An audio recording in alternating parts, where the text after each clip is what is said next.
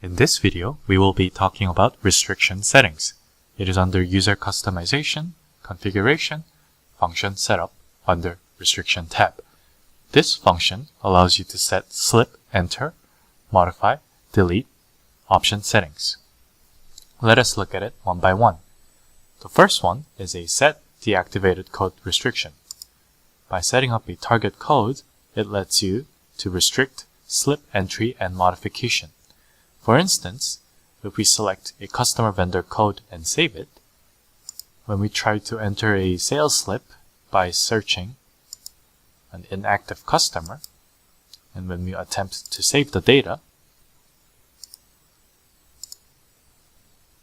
the following notice occurs.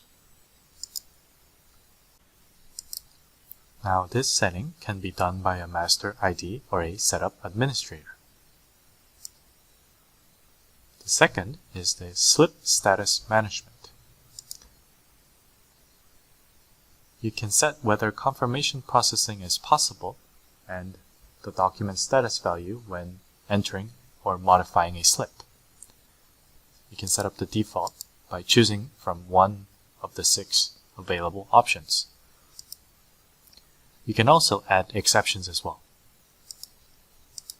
For instance, type 1 lets you confirm and a new slip will be confirmed, and any modifications to a slip will retain its status.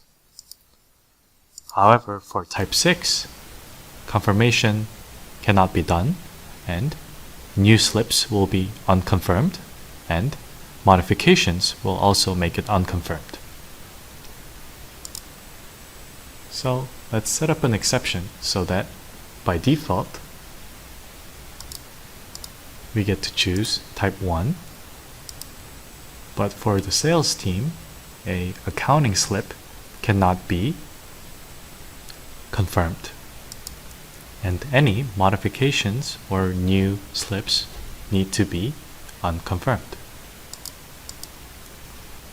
Do the following.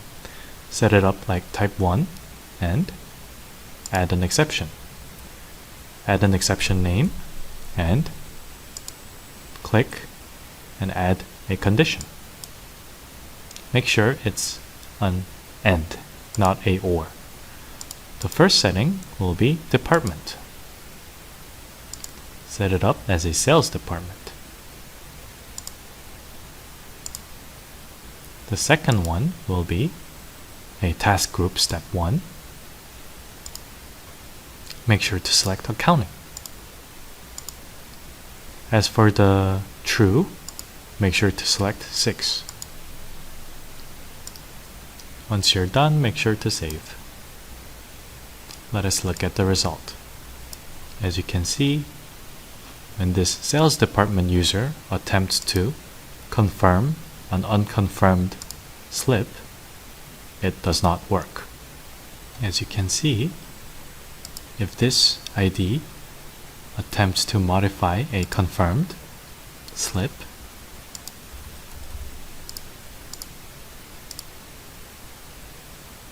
it is no longer in confirmed and it moves on to unconfirmed. Lastly, a new slip entered by this department user will be saved as unconfirmed. Next one is authorization coverage. This lets you modify or delete a slip from a certain status. So you get to decide which status slips can be modified and deleted, whether it should be only confirmed or unconfirmed, or it doesn't matter. You can also set up an exception. Here, we will make an example by allowing everyone to be able to modify or delete, but a new employee can only modify or delete an unconfirmed slip. So, select a condition and condition name.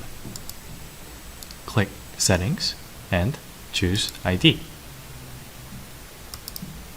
Here, choose the comparison target and select the ID and apply.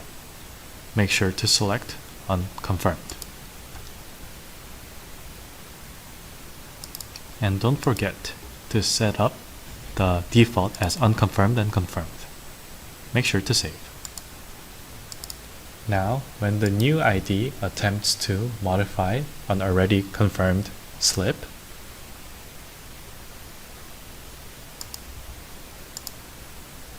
it is not possible. The last one is a task administrator setting. This allows you to set up a task administrator per task. This task administrator can set up a template or quick search settings and etc. By clicking on a task, you can set up a task administrator, and up to 200 task administrators can be set. So if a task administrator has not been set and that ID attempts to create a new template or modify an existing template, there is no authorization. Whereas a ID with a task administrator is able to freely set up a quick search criteria or modify an existing template. So this sums up the video on how to set up restriction configurations.